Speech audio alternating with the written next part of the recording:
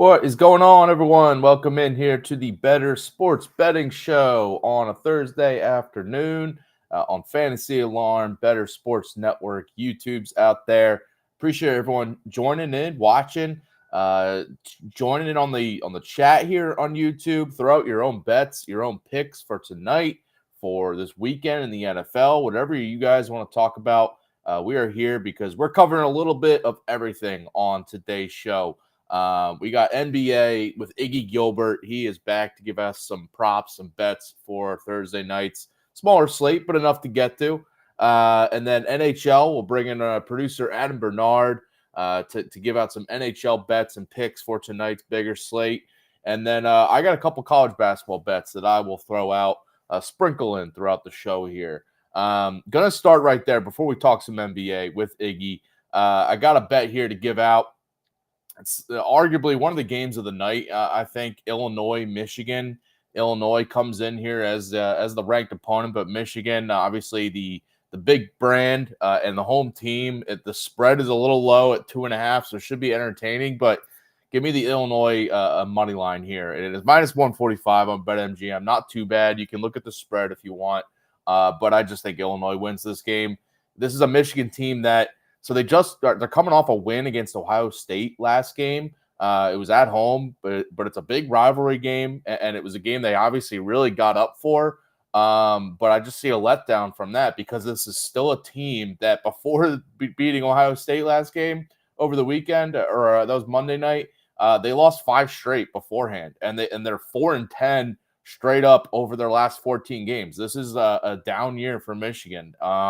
And at home, it hasn't really mattered because they've lost 4 of their last 5 home games straight up. So this is kind of like a weird year for Michigan, and it's weird vibes for me with Michigan. This is, I'll get to Illinois 1 second, but Michigan is kind of like a fade for me moving forward because they have the whole situation with Doug McDaniel. So he's playing tonight because it's a home game, but he has this weird road game suspension because of an academic issue.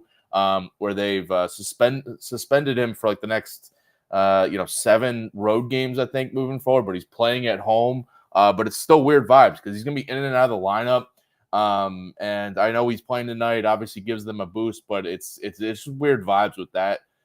Rare kind of unique suspension, but also with the whole situation with Juwan Howard as their head coach because. He had a health issue where he missed time at the beginning of the year. So they had Phil Martelli, their assistant head coach, be, coaching games for them. So Howard kind of got a late start to the year. But since he's come back, there's been multiple issues and kind of weird vibes because he had an physical altercation with a strength coach in practice recently. So that was kind of a weird situation. And then they played on the road at Penn State. I think the game was actually in Philadelphia. So we had Phil Martelli, former Philly coach in college, had him step in as the head coach for that game. They still lost, but that's just like a weird thing to do. And there's been some rumors that Howard could be leaving here after the season. We'll see, but Michigan's just one of those teams that I just don't have confidence in at all. I think the spread is, Illinois' favorite here for a reason, even though it's on the road. Where winning on the road in the Big Ten has been very tough to do. But Illinois is a team where I think they're looking to bounce back after losing to Maryland last game. Upset at home to Maryland. It's a tough loss. But before that, their only losses this year were on the road at Purdue, on the road at Tennessee, and at home to Marquette. Those are 3, marquee top 10 teams that losing any of those, even though one of them was at home to Marquette, but losing on the road to Purdue and Tennessee is completely understandable. But they've won the rest of their games this year, and they have, besides that upset to Maryland, but this is now just like a team that's, even though they've lost Terrence Shannon to suspension, they've had guys step up. Marcus Domas, Quincy Guerrier, Coleman Hawkins have all stepped into bigger roles, and they're weirdly playing still at a high level despite losing their best player and Terrence Shannon. So it's just something where I've completely flipped. I was ready to fade Illinois moving forward, but I flipped on them. So give me the road favorites here in this Illinois-Michigan, one of the better games tonight. All right, let's talk some NBA now. Bring in Iggy Gilbert. He is if you haven't seen all of his betting articles over on Fantasy Alarm, he is pumping them out on a regular basis there. So get the All Pro subscription at Fantasy Alarm to see his betting picks and articles there. But we bring him on here from time to time as well to give some picks out. What's up, Iggy? How you doing, man? Hey Dan, glad to be back, man. Love being here talking ball with you, man. I'll make sure I go get that Illinois pick in, and I'm also interested to see what Adam has to say about my Avs versus the Bruins later on. But we got some good games tonight, man. We do have a few on TNT, so marquee national games. I feel like players do step it up in those moments. So glad to be here, though. Yeah, these Thursdays are smaller slates, but we do have some like big games. So I know people are going to be watching. I know I'll be watching, so I want to get some picks in for these games. I wanted to start real quick, but before we get to any more bets tonight, I got to ask you about this Pascal Siakam trade because he is going to Indiana. The Pacers are playing tonight. Well, we'll see if he does end up playing or not. But just your overall thoughts on this trade, for the impact for the Raptors, impact for the Pacers, and maybe how you're kind of approaching both teams like betting wise now moving forward. Absolutely. Yeah. Toronto is going to be in a big state of flux. We'll talk about Scotty Barnes here in a minute, but you could tell they've gone away from the team that got him to the championship. Kawhi left immediately. Pascal's kind of one of the last. Van Fleet's been gone for a while, and Nick Nurse going to Philadelphia. And you can see what he's doing with Philadelphia and Joel Embiid. So I think that the implications for betting is we might need to be hesitant. They're kind of going to a smaller lineup, it looks like. Jakob Partel's still injured. He's going to be injured for a little bit. So, I may be hesitant on the money line. Like at home tonight, it's pretty tight against Chicago. May watch out because there's just too many dynamic factors with their lineup.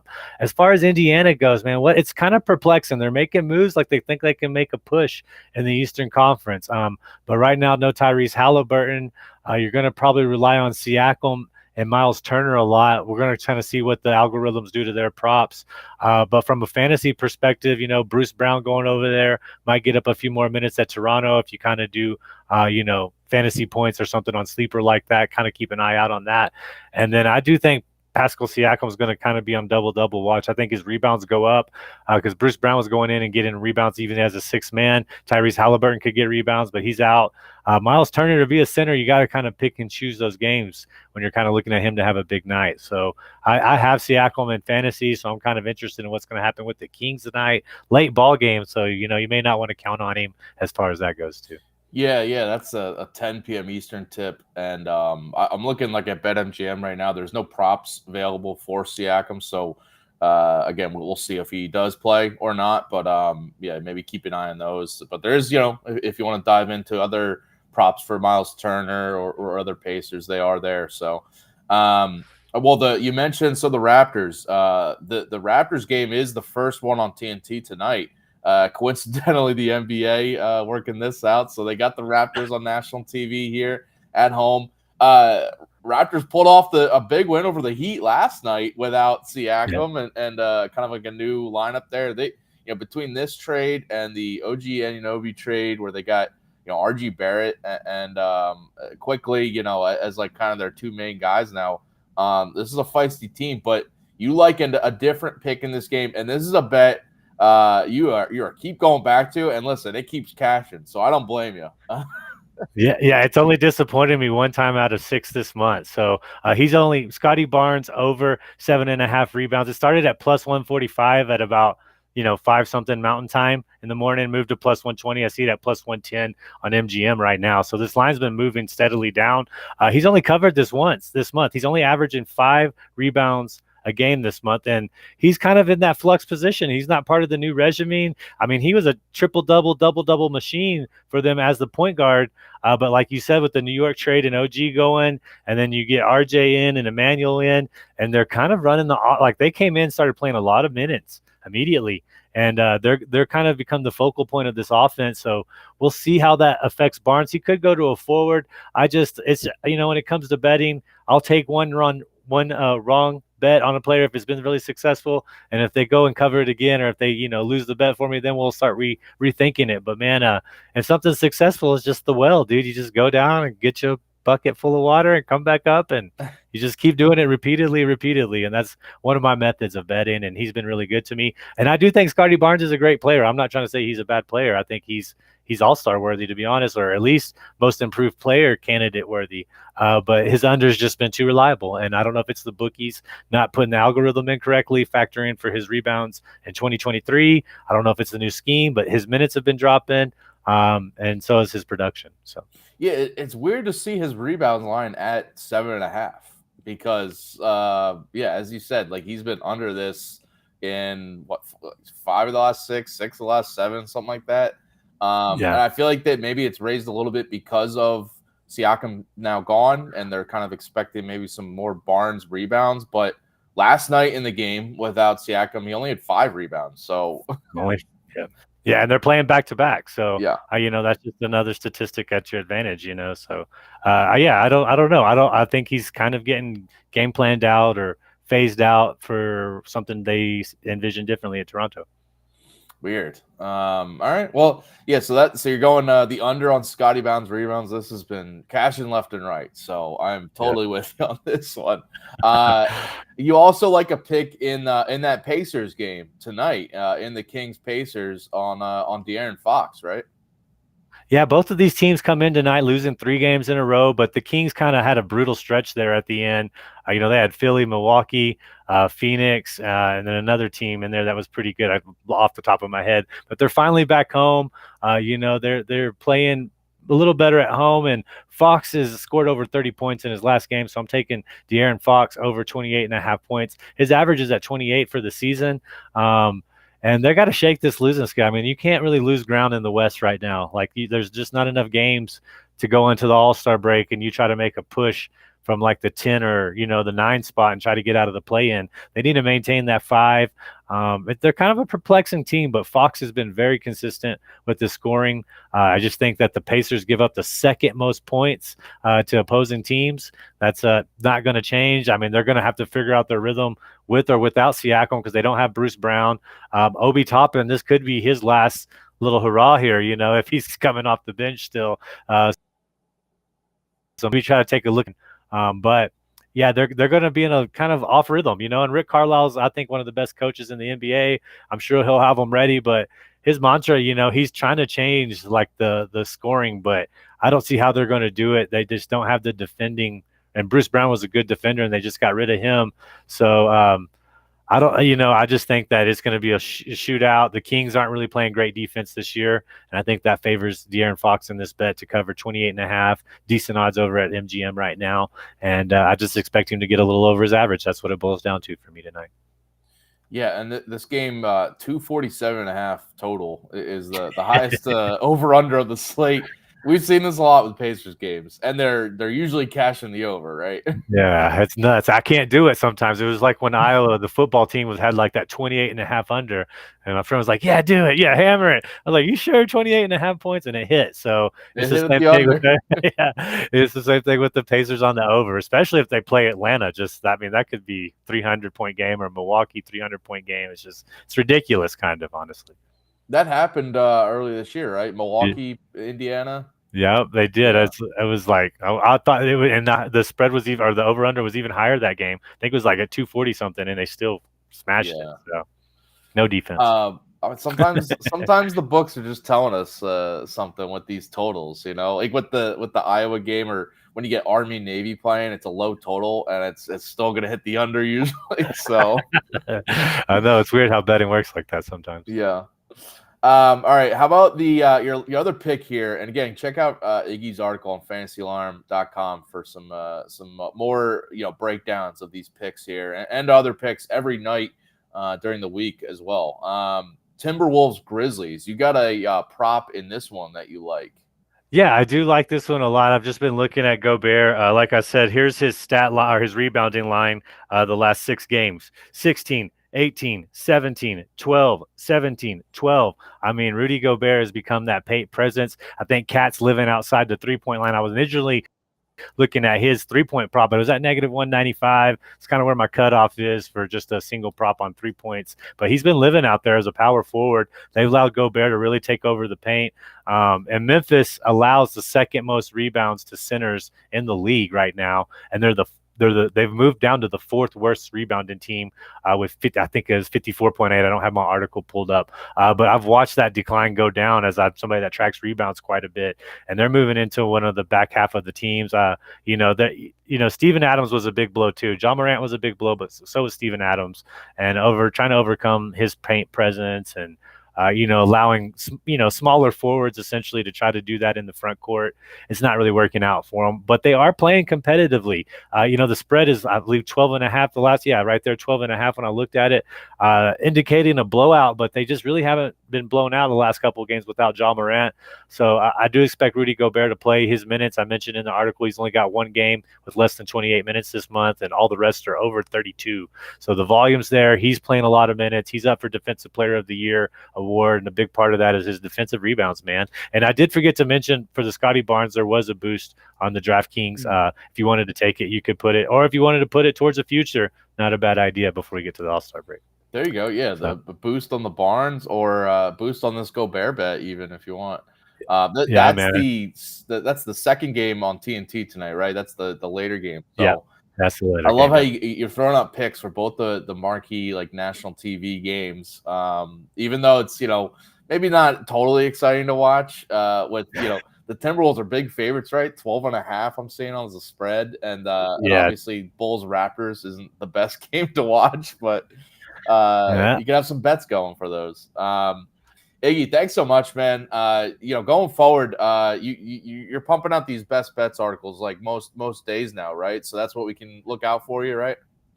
Yeah, absolutely. Over at Fantasy Alarm, pretty much the last 13 days, and only one day off this month as far as writing, because we've been getting more NBA, and I love it. I'm betting regardless, so I might as well help everybody else win some money. Still just right under 20. Zion Williamson, he hit his dirty last night. Pelicans hit a record franchise 3, so I try to tell this is my last bit of advice before I go. Try to account for unaccountable variables when you're betting, but sometimes it's more difficult than you imagine. Yeah. Well, listen, I mean, even with a couple losses last night, the way you've been rolling, tonight's probably the bounce back. So I know your track record, you're rolling. So. Oh, yeah. We're right on pace for the goal, man. We're right on pace. So there you go. Iggy, thanks so much. And again, follow Iggy on Twitter if you haven't, at IDP_Iggy, and check out all of his work at Fantasy Alarm and other places. He's doing a lot of stuff there. But Iggy, thanks so much, man. We'll have you on again soon. All right. Thanks, guys. Have a great weekend. Thanks, man. So that's some NBA bets. We're going to bring on in just a second our producer, Adam Bernard, for some hockey picks for tonight. Wanted to throw out one more college basketball bet before we move on here. And that is a little road underdog, actually. I'm going South Florida, plus the 11.5 here on the road at Memphis. A little scary, honestly, because Memphis is, you can see they're 15-2. They are rolling through, their schedule so far. They're, looking like a team that can be very dangerous in March. Ton of talent. Penny Hardaway has brought in a lot of transfers that are just have really found their role on this team. They're playing fast. They're scoring a lot, but their defense is not trustworthy, and this is just too many points because Memphis has not covered a double-digit spread all season. They're 0-5 against the spread when favored by double digits. And they're only 3-8 against the spread as favorites this year. This is just one of those instances where Memphis can score 90, 100. They've scored 100 in these past 2 games, but they're also allowing a ton of points. And it's kind of ironic or coincidental, whatever, because Penny Hardaway, former NBA guy, obviously, he has this team kind of playing like an NBA team would play with, fast pace. They're running, they're shooting threes. A lot of an older team. The average age of this team's 25, 24 years old. A lot of transfers, and offense is very good, high powered, can score 100 in a game, but their defense is lacking, and we've seen that in the NBA. sometimes defense is just, the effort is not there the same. And that's the case with Memphis. This year they're averaging 81 points per game, but they're also giving up 74 points per game. And as I mentioned, that they're 0-5 against the spread as double-digit favorites this year. At home, weirdly, they're 1-7 against the spread. So it's not like when they're playing at home, they're blowing teams out or anything. That's not the case. They have 15 wins this year, but against non-mid-major teams, so against the power conference or their own AAC opponents, only one of their wins this year has been by double digits against a non-mid-major team. So, this spread at 11.5. South Florida honestly is definitely a tier below Memphis, but this is just too many points. This is also kind of like a weird look-ahead spot for Memphis because they just had a really good game against Wichita State. They're playing Tulane on the road next game, and Tulane's a team that beat Memphis twice last year. And they're a team that's also built very similar to what Memphis is. A lot of transfers in there from, power conference teams, a team that also plays very fast and very quick. And, a team that's, again, they beat Memphis twice last year, has proven to be a feisty, worthy opponent for Memphis over the recent years here with Penny Hardaway there. I feel like there could be a little bit of like a slight look ahead where South Florida could just, I expect them to beat South Florida here. I'm not calling for the upset straight up, but I just think it's too many points to be given, a South Florida team that has the guard play and also another team that likes to play fast. They're going to match Memphis's pace here and not get, I think, run out because they like to play up and down as well, and they have the guards to kind of match that. So, give me the Bulls. The South Florida Bulls here is the road underdogs against the spread. 11.5, just a little too big there. All right, how about some hockey picks? Let's bring in producer Adam Bernard at Pucking Thoughts on Twitter. If you don't follow him, go give him a follow.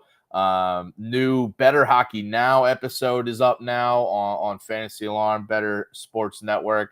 So check that out. Him, Anthony Rivera, Chris Murray, and Adam coming in here giving us hockey picks every now and then. So what's up, man? Hey, what's going on? We're ready for a Thursday 11-game slate or what? I'm ready. I know. Yeah, it's funny because we get like sometimes just like 2 or 3, 4 games in hockey, and then we get these huge slates. So you get an 11 gamer to dive into tonight. Yeah, Tuesdays and Thursdays and Saturdays, for that matter, are your 3 big hockey schedule days if you really want to dive in and go with a lot of picks. But figuring there's been a lot of snow affecting things, so why don't we start down in sunny Florida tonight? How does that sound? We'll start down there. I like it. Yeah. You like Tampa Bay and Minnesota in this game? What's your pick? So Tampa Bay hosting the Minnesota Wild tonight. Now the Lightning are going to be well rested. They haven't played since Saturday. They've won 3 in a row. Victories have been a little bit on the close slide, only clearing the puck line in 4 of their last 10 victories. But one of those where they did clear it was against the Minnesota Wild. Minnesota did look good. Like they were starting to bounce back in their 5-0 victory against the Islanders, but the Islanders are pitiful right now. They've lost 8 of 10 themselves. So I don't trust that Minnesota is playing at a level that can beat the Lightning on the road because they've also lost way more than they've won lately. So considering Tampa Bay is thin on the blue line at the moment, and it's plus 175 on the puck line, which that almost scares me off because that's a little too much there. So I'm going to just play it safe. I'm still getting the regulation win at plus 110 there at BetMGM. So I think the Tampa easily gets a victory tonight against the Wild team that just can't get going right now. And if you want to be a little risky and go for the puck line at minus 1.5, go for it. All right. We had Iggy on earlier, and he said he wanted your thoughts on the Colorado Avalanche game tonight. His Avs, and they're on the road at the Bruins. This is like kind of one of those games of the night. Do you have any leans on this one or thoughts on it? So yeah, it's definitely the early game of the night. The later game of the night being Rangers Vegas and out in Las Vegas. I don't have a pick for my Rangers, and I don't know if Iggy's going to like my pick for tonight. Colorado, the last couple of games. They won 7-4 against Ottawa, but frankly, the fact that Ottawa was able to get 4 goals against them would alarm me just a little bit. and they lost to Montreal the day before 3-4. So this is their third game in 4 days. Would be a little concerned about being a little worn down against the Bruins team that's pretty healthy. I would take the Bruins in regulation here. It's not one of my top picks, but I would lean that way over anything for Colorado. But, Colorado could, they're pretty thin right now. They're dealing with some injuries. They've got one of the best top lines in the league. But I think tonight, the Bruins catching them on a 3-4, I got to lean Boston there. All right. Let's go to Buffalo and Chicago. And you got a pick in this one. So, yeah, this was originally supposed to be yesterday, but then the snow delayed it to today. And that really screws the Blackhawks because now they have to play a back-to-back today and tomorrow being at home against the Islanders instead of having today off. And they've been on the road. And, for Buffalo, the game being delayed yesterday is like, okay, the guys just stay home and don't show up to the game. Nothing really changes for them besides being pushed back a day. You're the Blackhawks. You're sitting around the hotel. What can you really do? So maybe they were playing ping pong with Darren Pang last night down in the lobby. Well, because he couldn't work the TNT game because that was supposed to be the TNT game. Obviously, they had nothing to call. So factoring all that in, and yes, the Blackhawks did just beat the Sharks 2-1. Take that for what it's worth, but they have lost 8 of their previous 9. They have been able to keep teams scoring down, so maybe more of a low-scoring game here, but Buffalo recently got Tage Thompson back, and it's an amazing coincidence that when a team gets their top center back, they start playing better hockey. I mean, imagine that. So, and also they're getting strong goaltending from Ukko-Pekka Luukkonen, who has won 4 of his last 5 starts, allowing 2 or fewer goals 4 of those times, and he's coming off a shutout against San Jose, who just can't even beat their fellow bad team. So I'm not ready to put the Sabres back in the playoff conversation yet. They still sit 7 points out of a wild card 2 spot. They're still not a great team, but I think they are much better than Chicago as of late, and the Blackhawks just can't catch a break lately. Doubt it's a high-scoring game, but I'm still not touching the total. But I'll take the Sabres puck line. I think they win at 2, and you get that at minus 110 at BetMGM.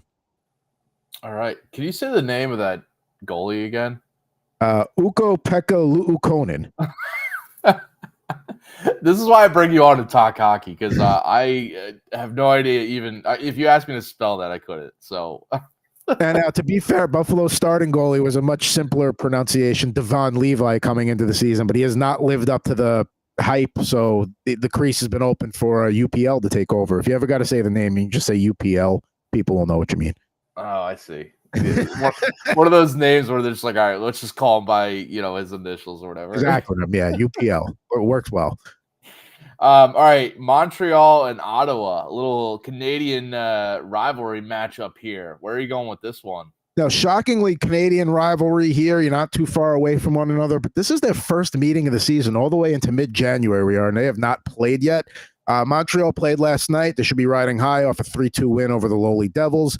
While the Habs have trended towards the under lately, they are facing Younes Korpisalo in net for tonight, who has only won twice in his last 12 appearances, and he's got a save percentage of .862 that you, Servo, could potentially goaltend that well. So I don't know about that. Maybe a little bit lower in the 800s, but nonetheless, I mean, your starting goalie posting an .862 save percentage. You could say what you want about bad defense in front of him, which is a little bit true. I mean, you still got to stop the puck. Now, Ottawa's gone over this total in their last 4 games, and they only go under when they play a defensive-minded team. Montreal's not really a defensive-minded team, and they've got some shooters that can easily take advantage of a team with poor goaltending. No interest in the winner or loser here, but I think the over hits easily. The over 7.5 is at plus 170. That's probably getting a little too cute, but I'll take the minus 130. A little juice there, maybe throw it in a parlay. All right, let's stay in Canada for your last pick here. Vancouver hosting Arizona tonight. Late night game as well. Where are you going with this one? So you got a few good late games tonight. Rangers night, Golden Knights, like I mentioned, I'm staying away. Predators, Kings, you could look at the Predators because the Kings have been so bad, but it's their first game home in like 6 or 7 games, and sometimes teams get a jump when they play at home, so I'm not touching that. Seattle, Edmonton, also a good late game, but that's could go either way, both ways. Let's talk about Arizona, Vancouver. The Canucks are coming off a tough road loss at Columbus to wrap up a 7-game road trip. This is their first home game since January 2nd. They've gone over this total 9 times in their last 13 games.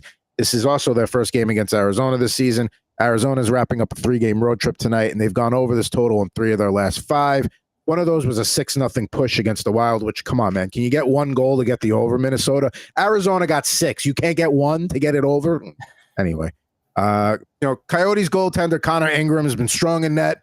He's allowing 3 or fewer in his last 6 appearances. 2 shutouts, terrific save percentage, but he is facing a big step up in opponent over his last few starts. And the last time he did play a top team like a Vancouver was when they faced Winnipeg and Boston a couple of weeks ago, and both of those games went over. Canucks have a lot of firepower, tied for the most points in the league. They're playing a team that's 17 points behind them in the standings. I think we're going to get a nice up and down affair here, and they clear the 6.5. The fact that this is even money does give me a little bit of that. Maybe Vegas knows something that we don't vibe, but this is probably one of the better values you're going to find out of the late action tonight. So let's take Arizona, Vancouver over 6.5 at even money. 4 strong picks from you, Adam. To recap, so you got the over in Arizona, Vancouver. You got the over in Montreal and Ottawa. And then you got Buffalo on the puck line against Chicago. And then Tampa Bay to win in 60 there against Minnesota. Yes. And you're not touching Rangers Vegas tonight, you said. No, I mean, because the Rangers maybe have gotten back on track after a rough start to January, but they're going on the road. First game, let's see if that continues. Vegas too has been very hot and cold, up and down lately. So just 2 teams you can't get a read on at the moment. So I'm just going to enjoy that game and watch that game. So. All right. Awesome stuff, Adam, man. Again, pucking thoughts on Twitter, the Better Hockey Now show on Bettor Sports Network and Fantasy Alarm YouTube. So check that out as well for more hockey talk from Adam Bernard and the hockey crew with us. So thanks, man. Thanks for jumping on. Appreciate it. Yeah, of course, as always. All right. That's about it for us. I wanted to just mention, I'm not going to get breakdowns on these, but if you want some more college basketball bets tonight, I will say I like San Francisco tonight at home. This is a late night game against Loyola Marymount, so you can look at San Francisco against the spread.